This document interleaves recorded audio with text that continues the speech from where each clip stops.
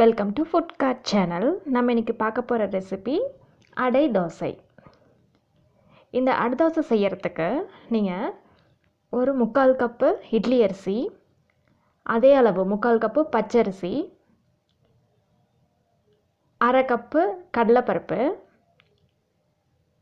1/2 cup துவரம்பருப்பு, ஒரே ஒரு ஸ்பூன் அளவுக்கு பாசிப்பருப்பு, அதே அளவு ஒரு ஸ்பூன் அளவுக்கு உளுந்தம்பருப்பு, இது எல்லாத்தையும் 3 மணி நேரம் ஊற வச்சு கிரைண்டரில் கொரன்னு கொஞ்சம் அரைச்சிக்கோங்க.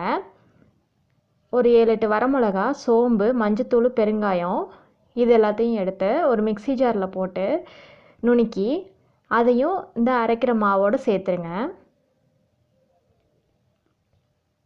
மாவை வலிச்சு எடுத்து தேவையான அளவுக்கு உப்பு சேர்த்துக்கோங்க. அதோட 2 வெங்காயம் பொடியாக நறுக்கிட்டு, கருவேப்பிலை, கொத்தமல்லி தழை, கொஞ்சம் தேங்காய் பூ இதெல்லாம் போட்டு நல்லா கலக்கி வச்சுக்கோங்க. தோசைக்கல்லை காய வச்சு ஒரு ஸ்பூன் மாவு ஊற்றி நல்லா லேசாக பரப்பி விடுங்க. சுற்றிலும் எண்ணெய் விட்டுக்கலாம். அடை தோசைக்கு நிறையா எண்ணெய் விட்டிங்கன்னா தான் நல்லாயிருக்கும். மூடி போட்டு வேக வைங்க. ஒரு பக்கம் வெந்ததுக்கப்புறம் இன்னொரு பக்கம் திருப்பி விட்டு மறுபடியும் எண்ணெய் ஊற்றி வேக வைங்க. 2 பக்கமும் நல்லா மொறுமொறுன்னு வெந்ததுக்கப்புறம் நம்ம இதை எடுத்து சர்வ் பண்ணிடலாம்.